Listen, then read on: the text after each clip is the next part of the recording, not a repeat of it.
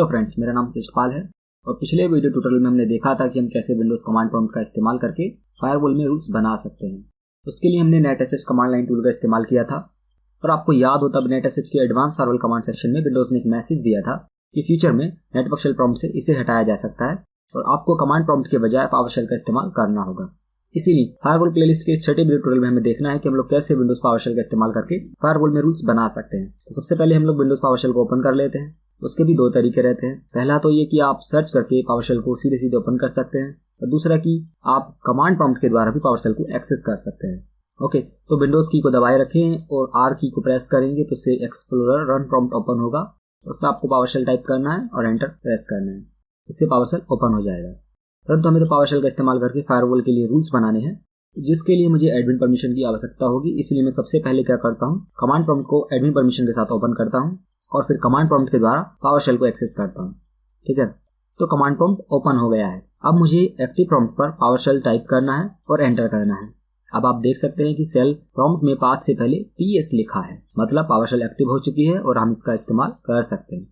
अब मैं आपको थोड़ा सा पावरशेल के बारे में भी बता देता हूँ। कमांड प्रॉम्प्ट की ही तरह ये भी एक विंडोज सॉफ्टवेयर रहता है जो विंडोज में पहले से ही इंस्टॉल्ड आता है। अगर आप अब भी विंडोज XP इस्तेमाल कर रहे हो तो आपको इसको डाउनलोड करके इस्तेमाल करना होगा। पावरशेल एक बहुत ही पॉपुलर और एडवांस सेल है। इसके द्वारा हम लोग विंडोज सेल तो एक्सेस कर ही सकते हैं, साथ ही साथ पावरशेल के एडवांस फीचर्स भी इस्तेमाल कर सकते हैं। जैसे कि पावरशेल एक ऑब्जेक्ट बेस्ड सेल रहता है, इसमें जो कुछ भी बनता है वो एक ऑब्जेक्ट ही रहता है, जिसके साथ कुछ फंक्शंस जुड़े रहते हैं जो कि पावरशेल को बहुत पावरफुल बनाते हैं। क्योंकि पावरशेल अब ओपन सोर्स प्रोजेक्ट है, इसे आप गिटहब से भी डाउनलोड करके इस्तेमाल कर सकते हैं। इसे लिनक्स और मैक ओएस पर भी इस्तेमाल किया जा सकता है।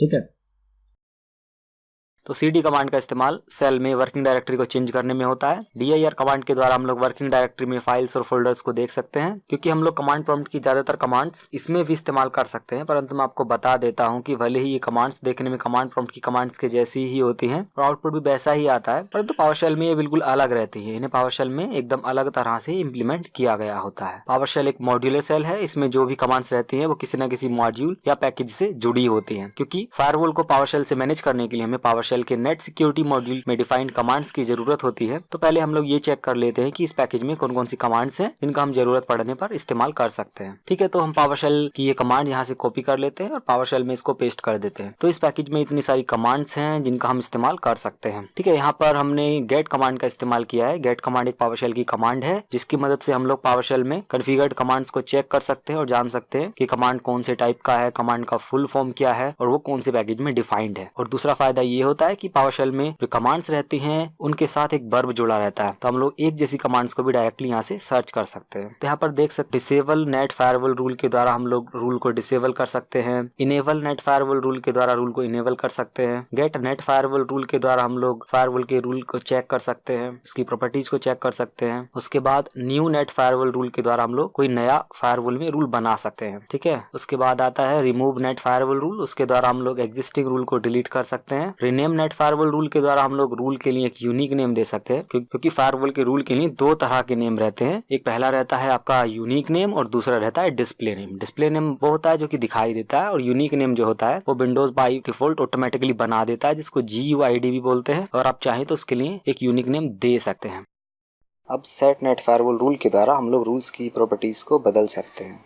ठीक है, अब आता है शो नेट फायरवॉल रूल। इसके द्वारा हम लोग रूल्स को चेक कर सकते हैं। ठीक है, तो सबसे पहले हमें क्या करना है, हम लोग रूल बनाकर देखेंगे। उसके लिए न्यू नेट फायरवॉल रूल को यहाँ से कॉपी कर लेते हैं और नीचे आकर यहाँ पे हमें पेस्ट कर देना है। यहाँ पर मैं आपको पावरशेल की बहुत यूजफुल कमांड के बारे में बताता हूँ, जिसके द्वारा हम लोग पावरशेल में कॉन्फ़िगर्ड ज्यादातर कमांड्स के लिए GUI बना सकते हैं। तो ये कमांड रहती है आपकी शो कमांड। ठीक है, तो शो कमांड लिखना रहता है। उसके बाद आप जिस भी कमांड के लिए GUI बनाना चाहते हैं उसको वहां पर टाइप करना रहता है। तो ये कमांड उसके लिए एक सिंपल GUI बना देती है, जिसमें आपको पैरामीटर्स में सिर्फ वैल्यूज को टाइप करना रहता है। उसके बाद ये कमांड जो है उसके लिए कमांड को जनरेट कर देती है। ठीक है, अब मैं इस कमांड के द्वारा new net firewall rule command के लिए GUI फॉर्म बनाता हूँ। तो शो कमांड लिखा, उसके बाद new net firewall rule enter किया, तो ये GUI पावरशेल ने new net firewall rule command के लिए बनाया है। इसमें सबसे पहले पैरामीटर में हमें डिस्प्ले नेम में रूल के लिए एक नाम देना है। उसके बाद एक्शन पैरामीटर में हम बताना है कि इस नए रूल को नेटवर्क कनेक्शन के साथ क्या करना है जब ये रूल मैच हो। इसमें अभी के लिए हम लोग ब्लॉक चुन लेते हैं। इसके बाद अगर आप डिस्क्रिप्शन पैरामीटर में इस नए रूल के लिए कुछ कमेंट देना चाहें तो दे सकते हैं। अब डायरेक्शन पैरामीटर में आउटबाउंड, क्योंकि अभी हम लोग आउटबाउंड फायरवॉल रूल बना रहे हैं, अब इस नए रूल को इनेबल कर देते हैं।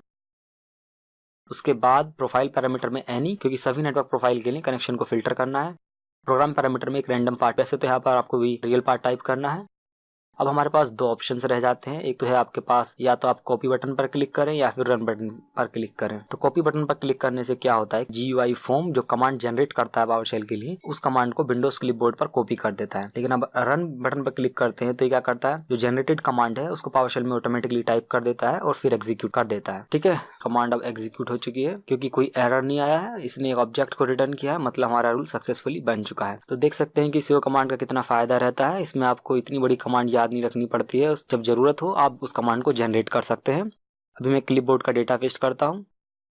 तो देखिए ये जनरेटेड कमांड है जिसको शो कमांड के द्वारा जनरेट किया गया है। ठीक है, तो आप चाहें तो इसको स्क्रिप्ट वगैरह में भी पेस्ट कर सकते हैं। अगर आपके पावरशेल एनवायरनमेंट में कमांड कॉन्फ़िगर नहीं है तब आप कमांड को मैनुअली टाइप करना रहेगा। उसमें आपको सबसे पहले कमांड लिखनी रहती है, उसके बाद में आपको सिंटेक्स के अनुसार पैरामीटर लेना होता है, उस पैरामीटर के लिए वैल्यू लिखनी पड़ती है। अब हमें चेक करना है कि ये रूल फायरवॉल में भी बन चुका है। उसके लिए फायरवॉल ओपन कर लेते हैं और आउटबाउंड रूल्स की लिस्ट को लोड कर लेते हैं। तो देखिए ये है हमारा रूल, फर्स्ट आउटबाउंड रूल। ये हमने जो डिस्क्रिप्शन दिया था और रूल इनेबल है और कनेक्शन को ब्लॉक कर रहा है। प्रोग्राम्स में जो हमने रैंडम पाथ टाइप किया था, उसके बाद में एडवांस सेक्शन में देखिए यहाँ पर सभी नेटवर्क प्रोफाइल के लिए काम करता है। स्कोप में सभी IP लोकल हो चाहे रिमोट हो, सभी प्रोटोकॉल्स के लिए भी काम करता है। ठीक है, की बार हम लोग फायरवॉल में इनबाउंड रूल बनाकर देखते हैं। उसके लिए सेम मेथड है, हम लोग क्या करेंगे, CO कमांड के द्वारा new net firewall rule command के लिए GUI बनाते हैं। उसके बाद अब यहाँ पर डिस्प्ले नेम में मैं लिखता हूँ first inbound rule. Action parameter में अलाउ, कनेक्शन को इस बार अलाउ कर देते हैं। डिस्क्रिप्शन में थोड़ा सा कमेंट टाइप कर देता हूँ। डायरेक्शन में इनबाउंड, क्योंकि इनबाउंड रूल बना रहे हैं, इस रूल को इनेबल कर देते हैं। लोकल पोर्ट में 80,